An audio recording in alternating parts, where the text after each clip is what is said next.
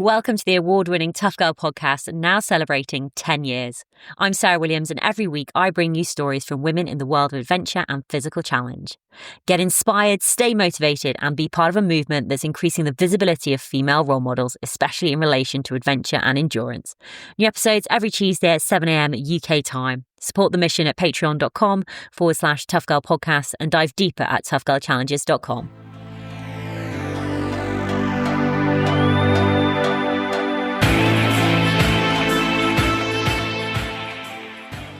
My name's Tia Banks, and I am a former professional basketball player, played flag football professionally. I'm certified in resilience and a mountaineer, and I am actually based in Dallas, Texas. I like to say I was born in the North because I was born in Lincoln, Nebraska, but raised in the South. Awesome. So you must have been sporty. You must tell us about your early years. What were you like? Did you have siblings? Were you constantly playing sports? Were you active? What were you like? So my family, we're sports oriented for sure. So I have an older brother. I have two younger sisters. My parents were both athletes. My dad played baseball and he also played basketball. My mother was an amazing track athlete. So she ran for the University of Nebraska.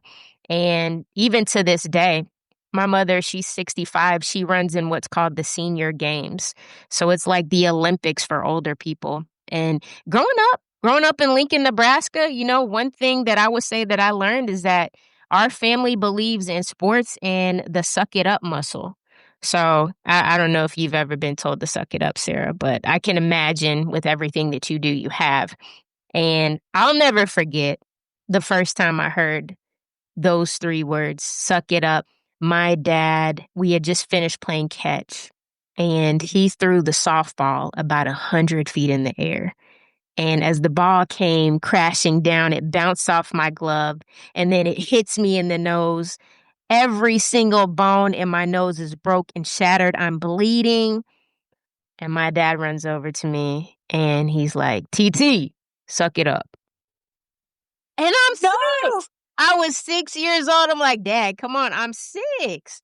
But that was just how we were raised, And so at a young age, I thought, okay, maybe this means you don't tell people when you feel physical or emotional pain.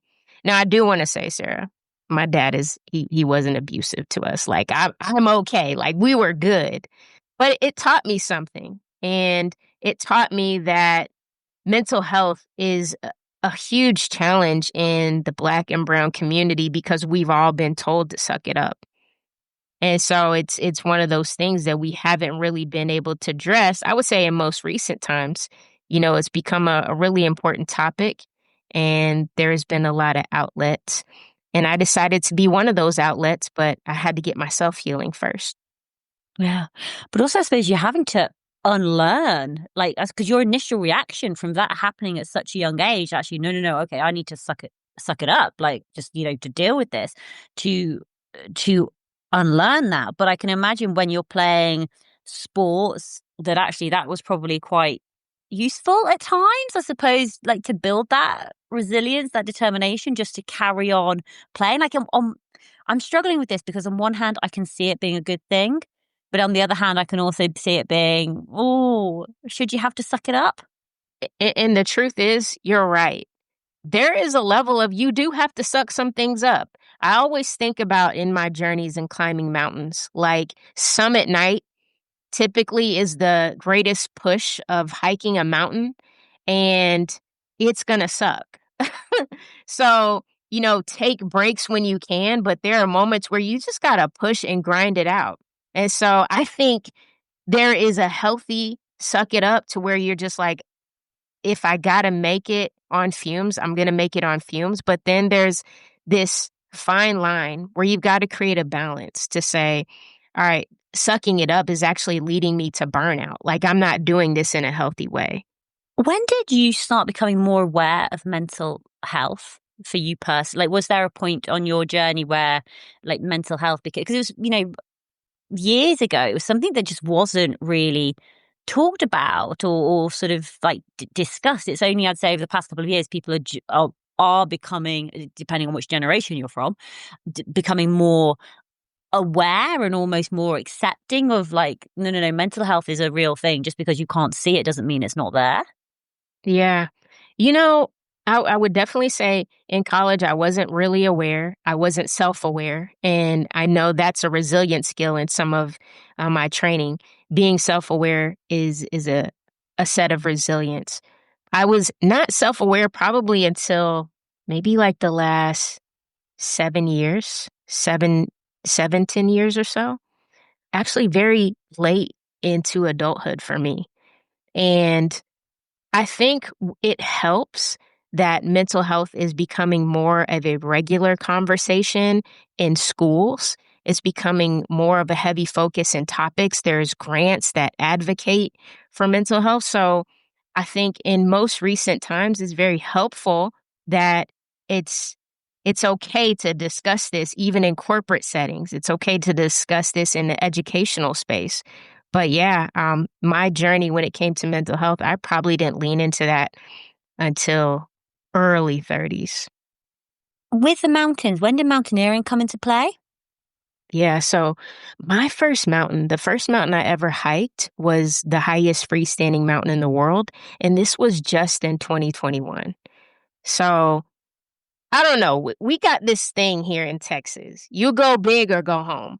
Why that was the first mountain? Because if I knew then what I know now, that would definitely not be my first mountain. I honestly would never encourage anybody to hike the highest freestanding mountain in the world if that's their first major hike. But it came about one day I was in meditation. So this is kind of like in the healing phase. I was in meditation, came out of my meditation, and I have a journal. I have so many journals. And one day I wrote, I want to climb the highest freestanding mountain in the world. I didn't know where it was. I didn't know how big it was. So I did the research. Come to find out, it's Mount Kilimanjaro. It's 19,341 feet, and it's in Africa. And the cool thing is, I have a birthmark on the side of my face. It's on the right side. It is in the shape of the continent Africa. And so when people ask me, like, why'd you climb? I'm like, it was just always in me and on me. And so a couple years later, I started to prepare. Actually, I started to prepare. I did the research. I found the guide service. I researched what routes would get me to the summit or help me be more successful in reaching the top. What kind of guides should I have? What kind of gear do I need? Because in Texas, you know, I'm not used to thinner air, like high altitude air. So imagine we're here below sea level. How do you train to climb a high altitude mountain like that? And so, there were a lot of strategies that I took in preparing for this mountain.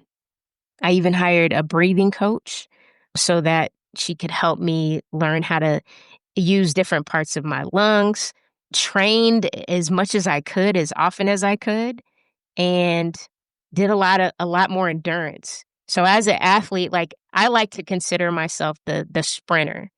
So basketball, I prided myself in being quick. And football, quick. I'm a receiver. And when you think about these two sports, it just requires really short sprints. And then you get to kind of stop and rest.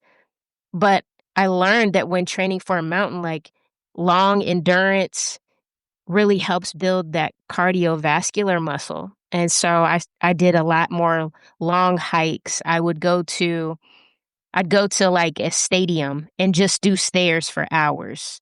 And so this is how I prepared my body, but also prepared my mind. And so I would use, you probably heard positive self-talk. I'd use optimism. People who are optimistic, they live 15% longer. So as I'm hiking, I'm experiencing, there's some pain in my legs, but I'm going to keep going. I'm going to keep deciding. And so, yeah, after 2 years from making the decision, I reached the top of the highest freestanding mountain in the world.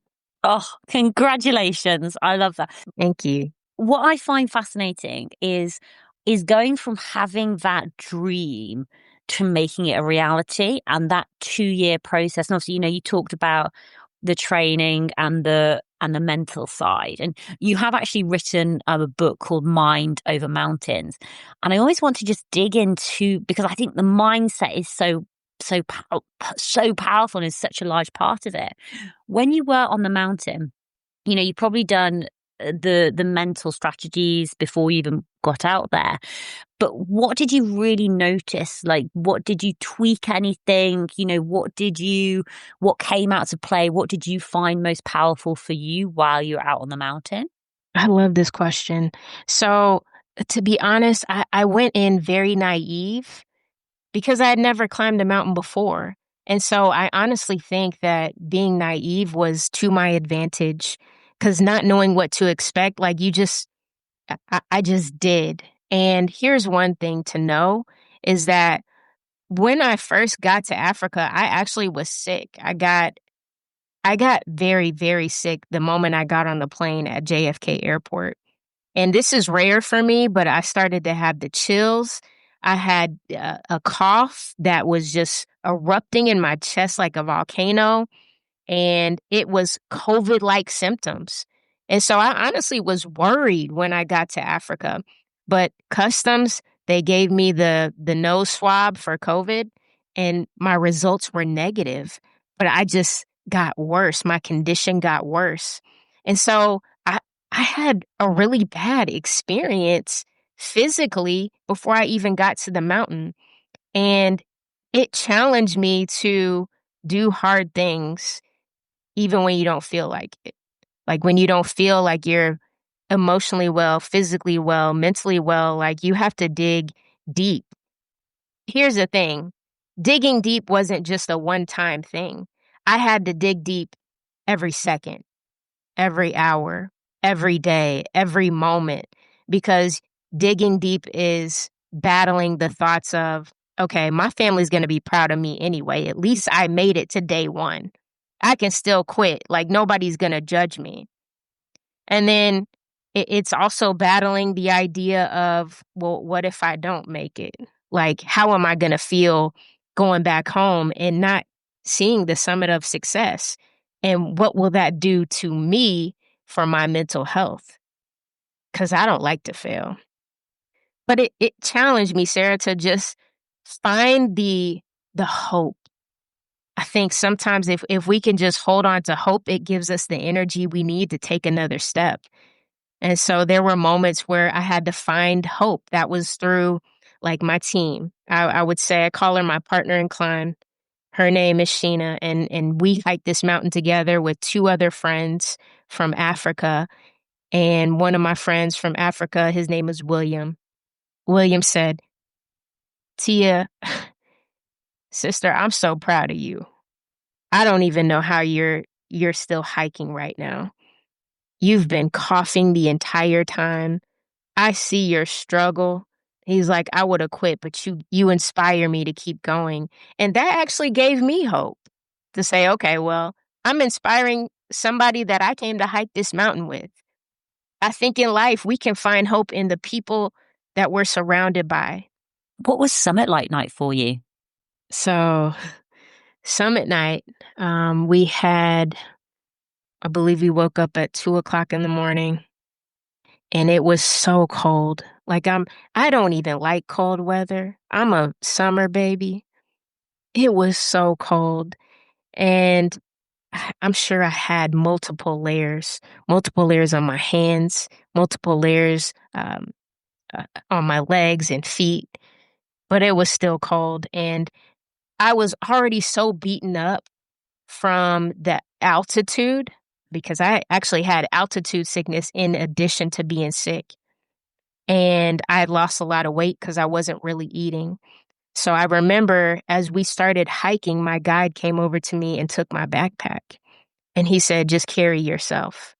And that was the greatest relief because I don't think I would have made it to the summit if he had not done that. And so as we're hiking, it's pitch black. You can see the moon It's a full moon. It's bright in the right side of the sky, but you can't see anything else. You can't even see the path in front of you. All you hear is footsteps, and everybody else is going towards this mountain. And there were moments where I'm just coughing. And there were moments where we stopped a lot. We stopped so many times, so much to a point where my guide, Jumo says, ladies, if we keep stopping, we're not going to make it to the top. And you know this, like, there's a certain amount of time that you have to reach the summit before it becomes unsafe. And we know that sometimes mountains, they create their own weather.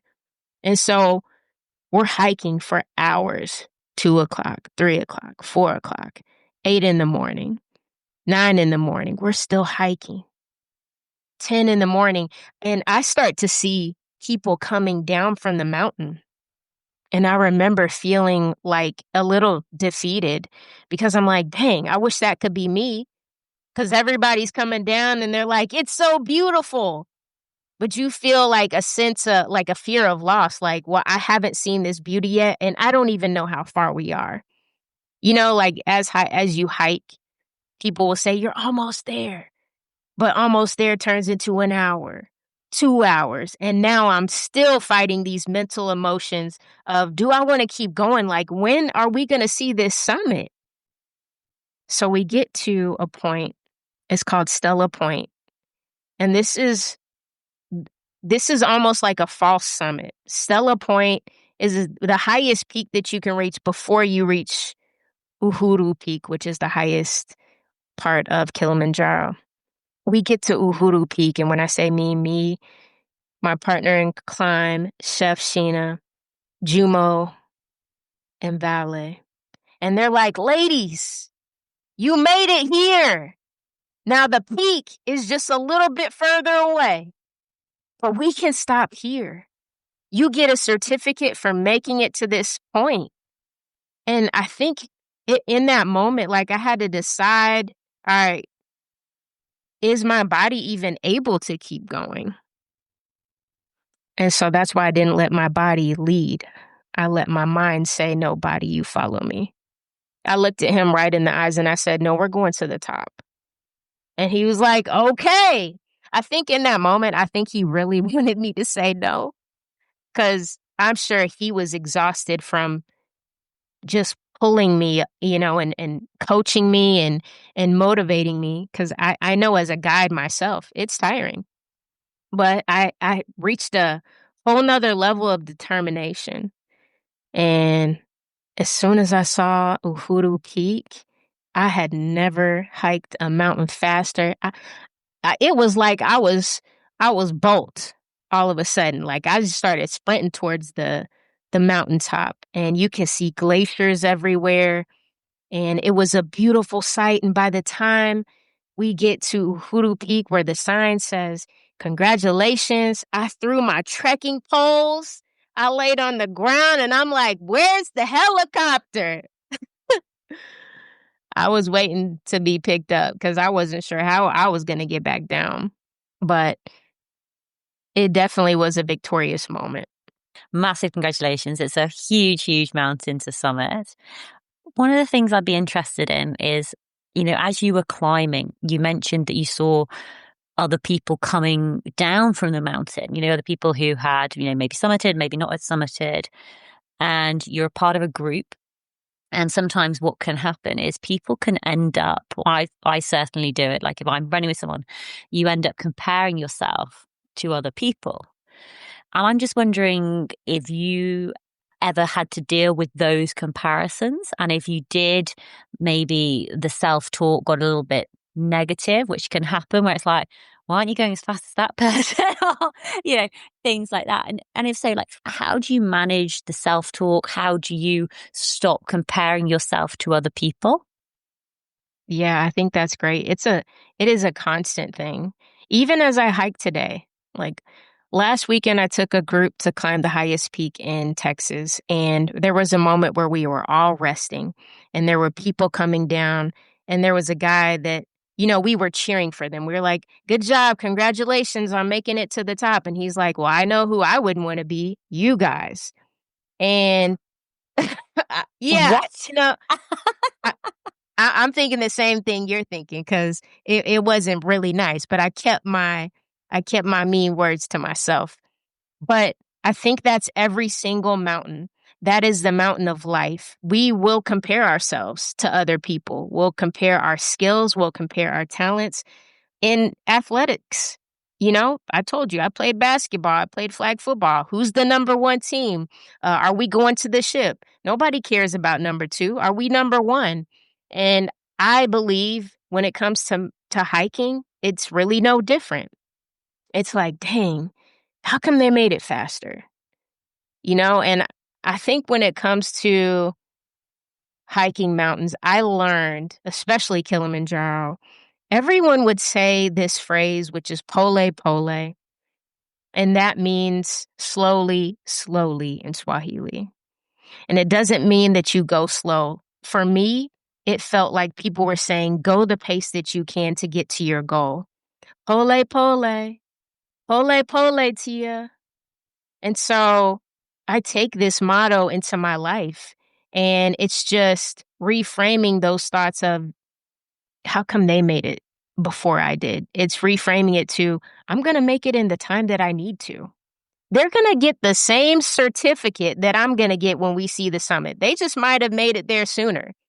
But at the end of the day, at last I checked, like nobody has $1 million waiting for you at the top of a mountain just because you made it there faster. And so it's a reminder to just say, my time is my time. And that's the time that matters. Mm. I think that's such a powerful technique, reframing. It's something that I just sort of do it automatically now, like either in my head, and I find it really strange when I hear something negative from other people because I literally straight away I am constantly reframing it. And I know you do a lot of work with children and going into schools, etc., and talking about resilience and mental health and different tips and tricks and tactics that they can use. And I suppose what have you found most useful, especially for, young adults growing up who are facing, different types of challenges, or you're wanting to increase their knowledge and skills so that when they do get out into the big wide world out there, that they're adequately equipped to handle it? Yeah, so the work that we do with students and educators is the same resilience education that I learned in my certification, but also on mountains. I couldn't have made it to the top of that mountain without a team. And so when we talk about resilience education, people need to understand there is strength in numbers. So build your support system, start seeking support. And seeking support could look like, you know, I reached out to, her name is Sarah Kumalu, and she's the first African woman to summit Mount Everest because nobody in my family had ever climbed a mountain. So my family is the last one that's going to be able to give me some good advice on hiking a mountain. I had to seek support on somebody that's climbed this mountain or somebody that has climbed even higher mountains. And we did a WhatsApp call, and now I can consider her one of my mentors. And so that's one thing that students and educators need. People just need support. So building a support system, counselors, therapy, you know, and most importantly, leaning on that support system. And this is really hard to do sometimes. I want to tell you, last week as I hiked the Guadalupe Peak with my group, I was the leader. And there was a moment where I said, can somebody please encourage me? Because I was hiking with 2 backpacks. So remember when I told you that one of my guides took my backpack up the summit? I used that same strategy to help one of my climbers get to the summit. I took her backpack and I carried my own weight. And so in that moment, like, I was tired. I'm like, team, somebody please motivate me. And so my team, they're just like, come on, Tia, you can do it. Keep going. Everybody's echoing positivity and optimism. And so it gave me just a little bit more energy to say, okay, my team supports me and backs me. But if I didn't ask for help, if I didn't ask for someone to hey, somebody motivate the motivator. I could have sat there in silence and suffered. And so that's critical for anyone listening to this podcast, that you got to be willing to seek support. And when you do have it, use your voice and ask for help. When you need to be motivated, what works on you? Like, do you need someone who's quite like direct and like, no, no, come on, we are gonna do this, take steps, don't think about it, just get on with it, quite forceful, direct, almost like military, I suppose? Or do you need like someone sort of softer, as in, you're doing really great, I'm really proud of you, like if you could just take another 5 steps, take a breath, and then keep on going? What motivation style works for you, or does that just change? It changes. And I like a blend. So I think about when I hiked Kilimanjaro, there was a moment where we were taking a break and I just laid down. And my guide said, Dada, which means sister in Swahili. He said, Dada, get up. Don't you ever do that again. Because he understood how exhausted I was. That could have been something that could have been detrimental to my well being on that mountain. But there were times as we were hiking where he would say, come on, ladies, let's just push a little bit harder and then we'll take a break. And I needed that in that moment. So I think, like, for me, I need a blend when it comes to motivation. I need the hype man. I need the come on, we got this. I need the come on, you can do this. I need the hand on my back that's telling me keep going. And yeah, a nice mix. You are working towards a bigger challenge at the moment. Do you want to share what that bigger challenge is? Yeah, so I've summited the highest volcano in North America. I've summited the highest volcano in Africa. And my goal is to summit all 7 volcanic summits on 7 continents. And so the goal, the end of this year, is to summit Mount Gilwe, which is in Papua New Guinea, and to continue summiting volcanoes and coming down safely to help other people climb their own life mountains. Oh, that is a fantastic challenge. So this will be the third, at the end of this year, this will be the third volcano that you've climbed. Yep. Yep. This Amazing. is And great. and then is it the plan to do like how many the following year in 2026? Have you thought that far ahead, or are you just sort of taking it one volcano at a time? So right now, one volcano at a time. These volcanoes do cost quite a bit of money. And so, our goal is to get sponsorships and make sure that we've got the right team leading this mission, because this is not anything that I can do alone. And so we're just seeking support. Just like I said, seeking support, seeking sponsorships, and just getting others on board with this mission. Amazing. Absolutely love that. And then with you take groups on hikes as well. How does that work? Yeah, so we call this adventure therapy. So there's 2 things that I do. One is I have a nonprofit. It's called Summit Saturday. And Summit Saturday takes at-risk youth into nature. So this is actually based here in DFW, Dallas, Texas, and we take them on a nature hike, and that is in Cedar Hill. Well, so it's not going to be like a huge mountain, Cedar Hill. We don't have a lot of elevation, but it's a beautiful naturistic area.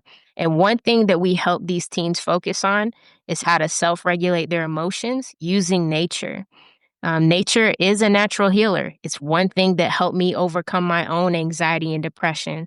And so our goal is to help these teens and these youth just learn how to self regulate so that they can be better communicators and be more resilient in life. But then I have it's called the We Climb movement. And so this is what we did last weekend in taking amateur hikers to a real mountain. And right now, we just focus on the Guadalupe Peak because it's the highest peak in Texas. And it's one that I've climbed multiple times.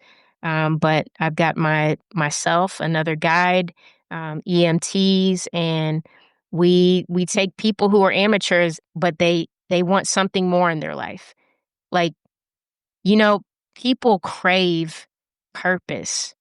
And they feel like I need something to push me more than what I'm getting in my regular 9 to 5 or in my daily life. And so, I've had the opportunity to take multiple groups on this expedition, and we get the best feedback. One woman said, "This changed my life forever." And, you know, they come back because it's a transformative experience.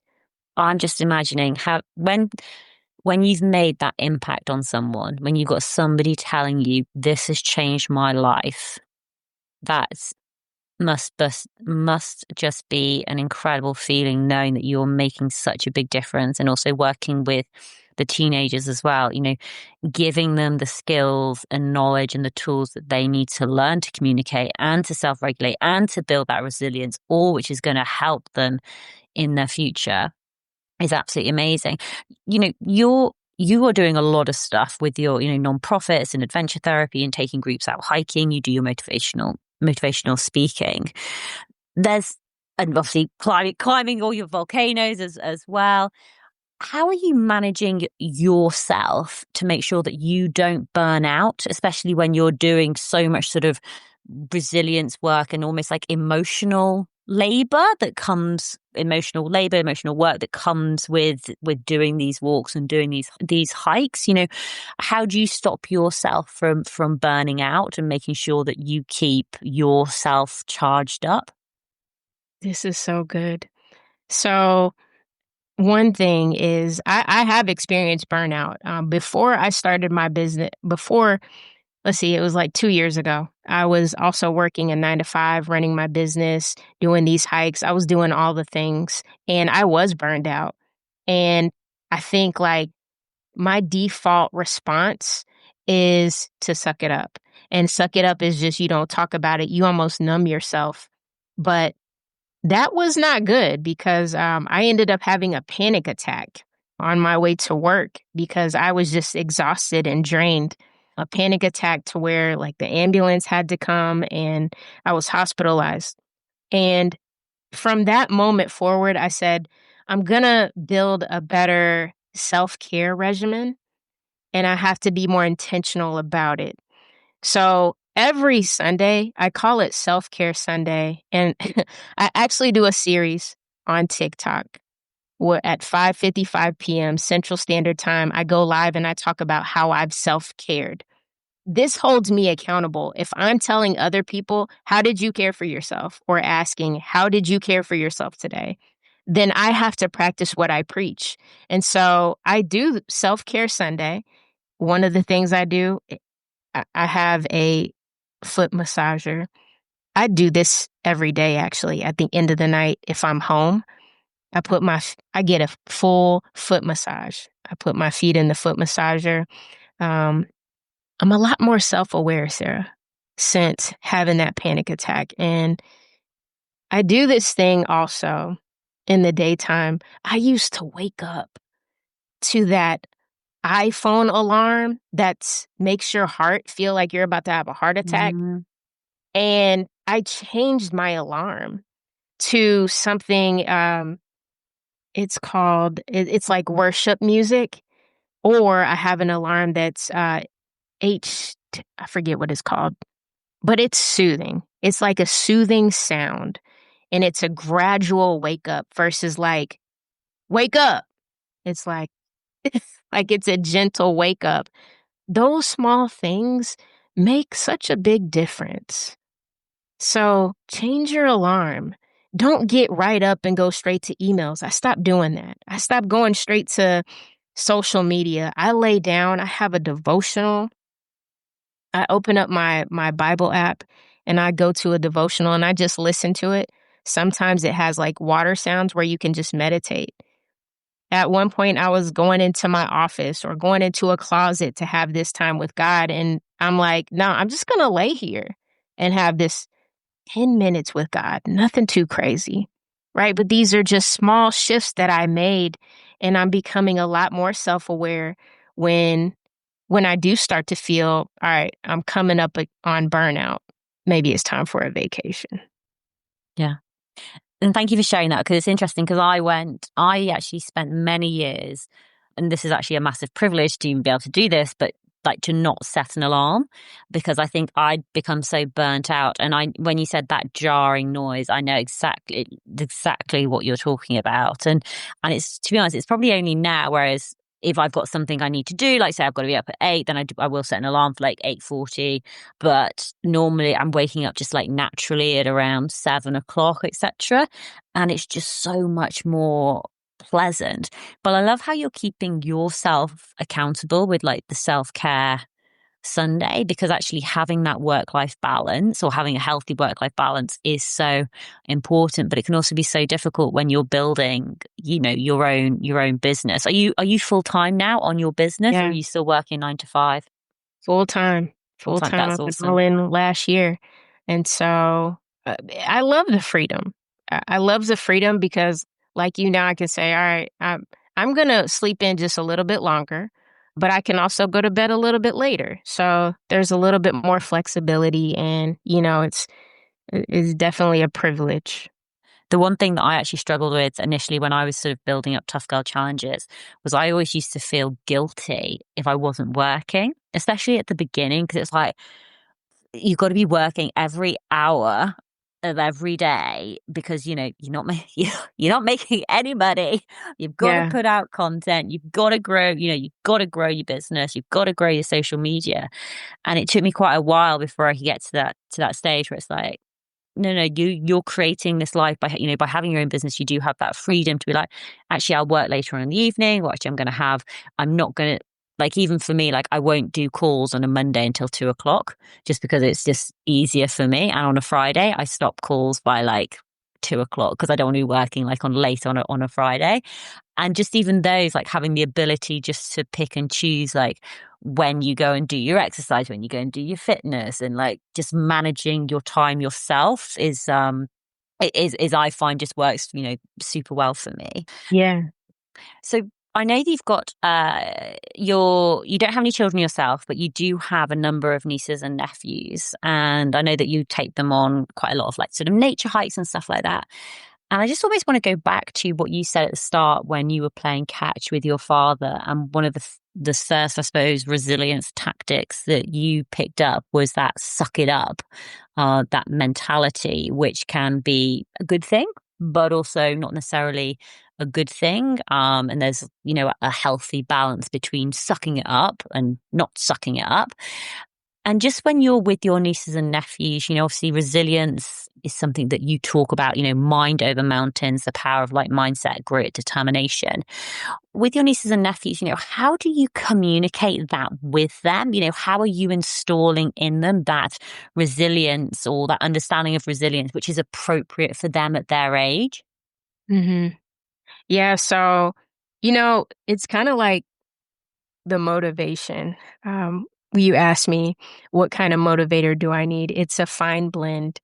So when it comes to my nieces and nephews, I give them a fine blend of suck it up motivation. Sometimes it is very hard. My nephew Taj, 3 years old, he started writing on the walls, and I'm like, no, Nanny doesn't like that. They call me Nanny, and he starts crying because he doesn't want to be told no.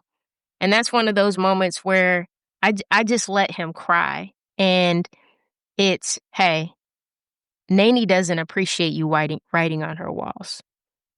This is not how we operate at my house. I give him that stern look. I said, now, wipe your tears. He wipes his tears because at the end of the day, like he just wanted his way. But then there's moments like an example, they spent the night at my house last week or the week before last, they spent the night, and they don't like to sleep in the bed alone. And I like to sleep in my bed by myself. Um, so Blake, she's the 3-year-old. She has a twin, Blake and Taj. They're both twins. Blake starts crying, and now Taj is crying. And so I opened the door. I said, listen, Nanny's gonna leave this nightlight on, but if you keep crying, I'm gonna close the door. I'm going to give you an option. I'm going to give you a choice. Leave this door open and you stop crying, or I'm going to close the door and you can keep crying. So I gave them options. It wasn't like back in the day, like I would have got a whooping, and so that would have been something that I would have been like, hey, I'm going to whoop you if you don't be quiet, because that's what I learned. That was our way of sucking it up in our family. But I've learned like that fine blend. I can understand. They don't want to be alone. They don't want to be in the dark. They're not ready to go to sleep. And so giving them options to be more aware, is this something worth crying over? Like, where's the win-win? And the win is they get the door open, they still have the lights, and they can go to sleep. Have you seen on something that was trending on TikTok? And so you've probably heard these phrases. So if I said to you, children should be seen, and how would you finish it? Children should be seen and supported. So, and how old are you? How old am I? Yeah. I'm 41. You've already, so we're similar in age. So Wait, maybe, so back in the day, I know people would say children should be seen and not heard, yeah. right? But I feel like now children should be seen and supported in how they feel. That's what I was going to say. So what's been like, what I've been seeing on social media is parents, it's like saying these phrases like to their children or to their nieces and nephews. Basically, children should be seen. And if you know the phrase, like which we do and not heard, but Yeah. little children don't know that. And so they're sort of like, children should be seen and loved. And like you said, Love and that. supported. They should be. Yeah, I can't remember like some of all the other negative ones, but it's just, I love that it's almost like it's breaking that curse, if you know what I mean. It's like, Absolutely. yeah, like your view of like suck it up will be very different from your nieces and nephews' view of like suck it up, just because of, from what you've learned, and especially you said at the start, like all the healing work that you've done on yourself. And I just think it's so powerful. And I think it's so amazing that you're going out and teaching, this resilience and these skills to children, so that they are growing up with these set of skills. And Tia, where are you most active on social media? How can people connect with you, find out more about the work that you do? Where should they go? Yeah, so I've got a website, www.tiabanks.com. You can find me on Instagram at the Tia Banks, also on TikTok, all socials, the Tia Banks, and YouTube, the Tia Banks 1. So yeah, Google me and you'll find Tia Banks. Love that. And Tia, I'd love for you to have the final words of wisdom, final words of advice for other women out there who, are wanting to take on their own challenge, take on their own volcano, climb their own personal mountain. Apart from just do it, what would you like to say?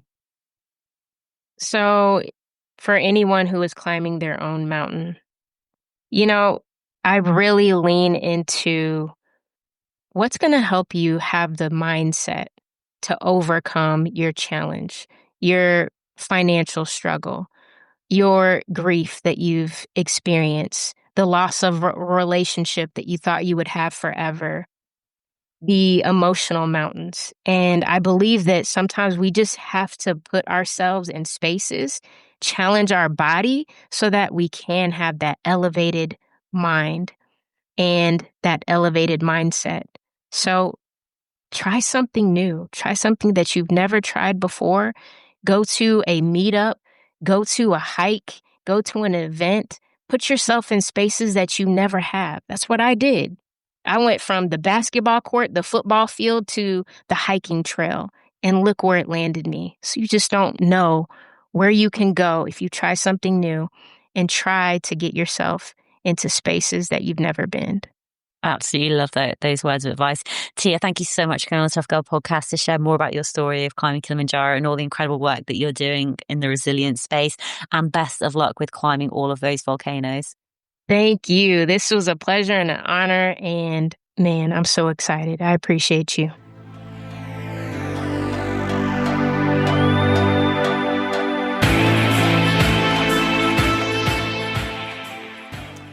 Hey, tribe. I really hope you enjoyed that episode with Tia. What an absolute inspiration. Everything that we have talked about today will be available in the show notes at toughgirlchallenges.com. Now, during that conversation, Tia mentioned the incredible and the inspiring Sarah Khumalo.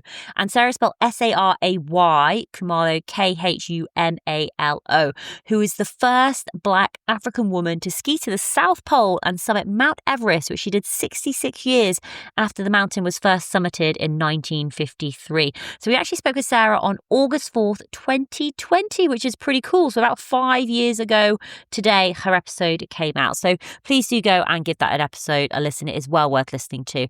Now, if you're interested in mountains and mountaineering, there is a dedicated resources page at toughgirlchallenges.com. If you go to the resources section, you can click on Mountaineers and you can learn more about all of the incredible women who are involved in this sport. We have got women who've climbed K2. We've got women who've climbed all 14 8,000 meter peaks. We've got women who've climbed with oxygen, without oxygen. We've got the youngest woman. We've got fastest women. We've got women who've done the high double, Everest and Lhotse back to back. The first British woman. Oh, actually, I haven't spoken to the first British woman, Rebecca Ferry, who, I need to speak to her. Be amazing to get her on the podcast as well. But there's also women who have done other mountaineering challenges as well. So whether that's Aconcagua, so Sunny Stroa, first woman to circumnavigate and summit Aconcagua in a single push. We have got women like Dr. Hannah Lott, who is an emergency and expedition doctor who specialises high altitude mountaineering environments. She's also a qualified mountain leader and mountain rescue trainee. We've spoken to Lisa Thompson, who went from a novice climber and breast cancer survivor to summiting Mount Everest in K2, and she's been inspiring others to reach new heights through her book Finding Elevation, Fear and Courage on the World's Most Dangerous Mountain. So we've actually spoken to a lot of mountaineers, a lot of climbers. There is a lot of episodes available. There's actually today, when my solo episode goes live tonight at 7 p.m, there will be 800 episodes of the Tough Girl podcast to listen to, which is a huge amount of resources. But I'm not stopping. I want to at least reach 1,000 episodes of the Tough Girl podcast, which will probably take me the next 3 years. But I'm committed, I'm focused, I'm dedicated, and I am passionate about increasing the amount of female role models in the media. If you want to support me in this mission, then please visit Patreon, patreon.com/Tough Girl podcast, and you can sign up as a monthly patron or an annual patron, or if you just wanted to give like a one-off donation, if you visit toughgirlchallenges.com, scroll to the bottom on the left-hand side, there is a donate button. So if you've been listening for a while, just think, you know what, I'm going to donate Sarah £10, £100, £1,000. Oh, that would be nice, wouldn't it? Wouldn't that be absolutely fabulous? But thank you so much for listening. Thank you for all of your incredible support. Today is the 10th year anniversary of the Tough Girl podcast, which is just a phenomenal achievement, not just for me, but for you, the listeners, for being involved and believing in the message and the stories that I am sharing through these incredible women like Tia, who are going out and sharing her stories of resilience to motivate and inspire, more in her case, more youth to help use that resilience to drive them forward and help progress in their lives. All that's left for me to say is, wherever you are, whatever you are doing, give it your all, give it 110%, get after it, go for it, believe in yourself, because I believe in you. Take care, lots of love, and I'll speak to you soon. Bye.